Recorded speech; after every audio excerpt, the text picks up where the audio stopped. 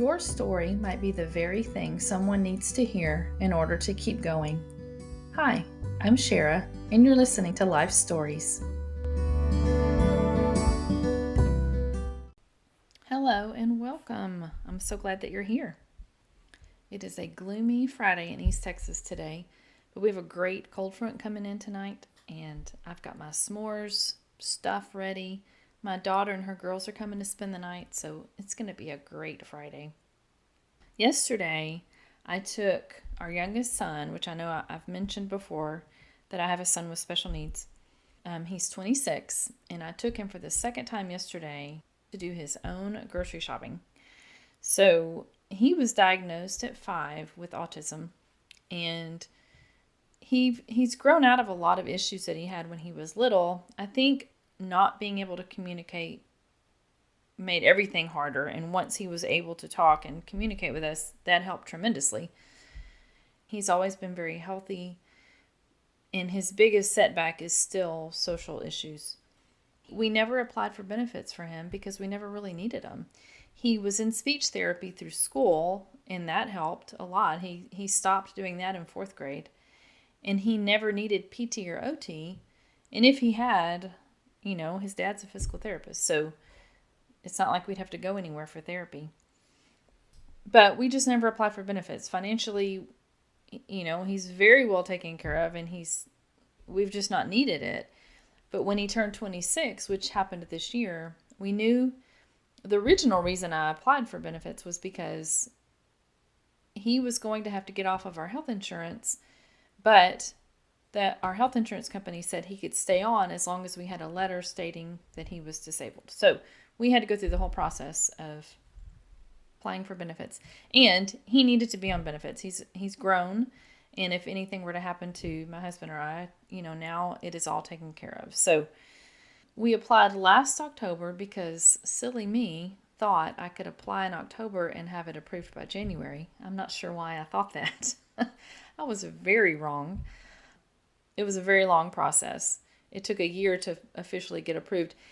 Thankfully, the health insurance company approved him without the letter. We've sent them, a letter now that we've been approved. But all the paperwork I sent to Social Security, I also sent to our health insurance, and they approved him just by those things. So I was very thankful for that.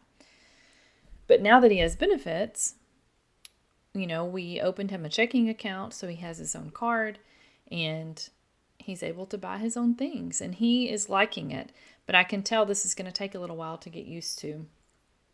And I'm sharing this story because for anybody that doesn't have a child with special needs or doesn't have any idea what it's like to have a child that, maybe live with you for the rest of their life, or who can't live on their own and do things on their own, this is just a little glimpse of that. He was excited about getting his money. Obviously, he likes money. He understands that you have to have money to buy things. But this whole shopping and having to think about his needs and what, specifically what he needs it's a learning process for him. The learning process for me is letting go and letting him do things like this. Because I am really bad, even though he's 26, I'm really bad about just getting it done. Just doing things when I should be letting him do it by himself. My husband reminds me of this all the time. And even my son reminds me, because he doesn't tell me, but then he does things that I would have done for him that I either got too busy to do or forgot about. And then I'm like, oh, well, if you can do that, why am I doing it for you? The first time I ever realized this, he was, I don't know, probably 10. We were living in a house where both of my boys had rooms upstairs, and I had washed everybody's sheets. And I kind of threw their sheets up the stairs, and I told Colton, I said, I'll do your sheets in a minute. Let me get some things done. I'll come up there and make your bed. Well, by the time I got up there, he had already made his whole bed, like by himself. And I'd always done it for him. And so that was the first time I was like, oh, I'm going to have to start stepping back and letting him do things. Now, when we moved in this house 2 years ago, I did make him start doing his own laundry. He's upstairs. He keeps his dirty clothes upstairs. He comes down and does his 2 loads, and he does fine. And I probably could have made him do that a long time ago. And since he's 26 now, you can see I'm still learning. I'm still learning about raising a child with special needs. So last week, 2 weeks ago, he got approved. Last week, we got his check and we went to the bank and opened a checking account for him. He has his card, and I told him to make a list of the things that he needed for us to go shopping. Now, this boy knows how to make a list. I think he works on his Christmas wish list the entire year because it is very thorough. When grandmothers ask for it, my daughter asks for it, and I send it to them, they all have the same reaction because it's really long. So he knows how to make a list. And I told him to make a list before we went to the store to think about all the food that he eats and all the things that he needs. So when I asked him about his list, I asked him if he made a grocery list, and he said yes. And I looked at it, and it said groceries. That's all it said. And I thought, he's going to have to learn. It's got to be more detailed than that. So we went to Walmart, and I said, do you want me to go with you to, buy your groceries? And he said no. He wanted to do it by himself. So I said, okay. So I took my basket and went one way, and he took his and went the other. And I checked on him every once in a while just to make sure, he didn't need any help. And he did need help. I could tell the first time I ran into him, he was very flustered because he didn't know where anything was. And I offered to help. He's the one that didn't want my help, so I was going to let him learn. The first thing that he had were 2 pair of blue jeans. And he does buy his blue jeans there because he likes the George Strait brand. Because he loves anything to do with country music. I mean, he is a big country music fan. And when he saw that George Strait had blue jeans, he was very excited. But the blue jeans in his basket were not George Strait. They were, I don't know what they were, some other brand. They were not the right size. I think he just saw jeans and picked up 2 pair and put them in his basket. So I did help him with that. I did go put those up for him. And when I brought him back, I explained to him, you have to look at the label and you have to look at the size. You know your size. Anyway, we got that part figured out. And so he still wanted to go by himself, and he got all his stuff. It took a while, but he did it. And so I could tell he was very flustered by the end, though. He was exhausted. And so I told him on our way home, next time we go, you need to make a very specific list and write down every single thing that you need. And so that's what he did. So we went yesterday, and he made a very specific list. We still had to talk about labels and things, and he got it. He did a little better. And I feel like every time we go, every week, it will be a little easier for him. And it's not like he buys a ton of food. It's not a basket full, but I think he'll understand a little bit better.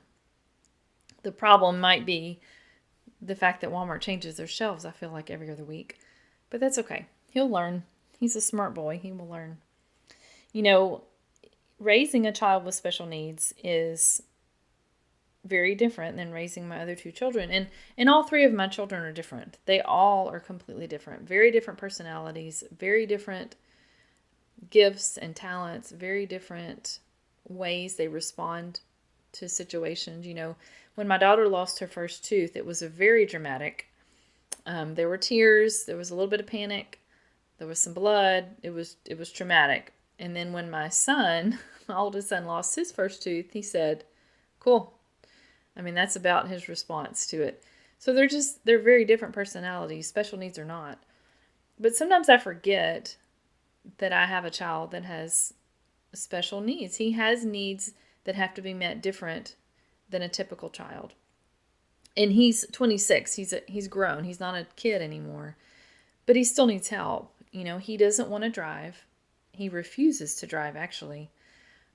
I've begged him to try to drive our golf cart because we live on lots of acreage, and it would be handy if he needed to go to his grandparents' house or something.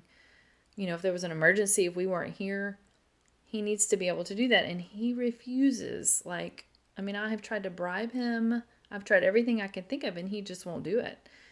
So that's an issue. He can't get to the store unless I take him or someone else takes him. He's very naive. He's very trusting. And so that's why he's not working.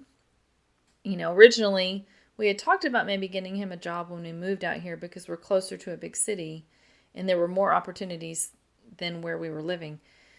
But then COVID hit. We moved right at the beginning of the pandemic, and so everything was shut down. And then the more I thought about it, the less I really wanted him in a place with people that I didn't know, because when he was a kid, he got taken advantage of in school multiple times because he believes people. He believes what they say, and he does what people tell him to. And so I just don't trust people. I hate that the world is the way it is now, and I have to feel that way, but that's just how I feel. And we keep him busy, and we expect him to do things around here, the outside projects and things that we have going on. We try to keep him engaged and keep him busy with things, but as far as working, I just I just have a hard time with that. But I'm thankful that he is able to now pay for his own stuff and do his own thing. And I'm thankful, for the things that I've learned over the years with him. I've had to be very, very involved in his life, especially in school, because, if I didn't speak up for him, nobody was going to do that. And I think one of the happiest days of my life was his exit art from high school. The last art meeting I ever had to go to. I was very happy that that was it. I was done with all of that. Because even though, you want to fight for your child, you want the very best for them, you expect a lot, it's emotionally exhausting. And for some people, physically exhausting. I'm thankful that Colton's been healthy.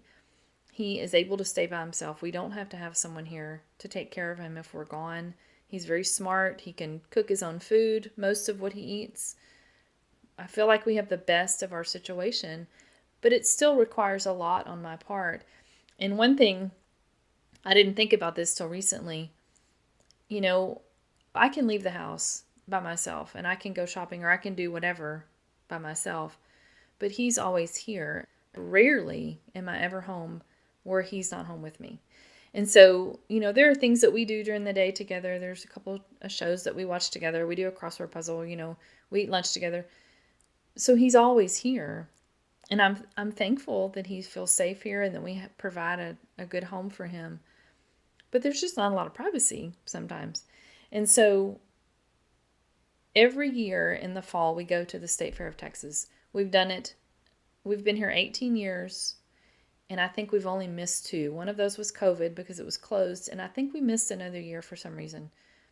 Other than that, we've gone to the State Fair of Texas every year. The only things he asks for all year is to go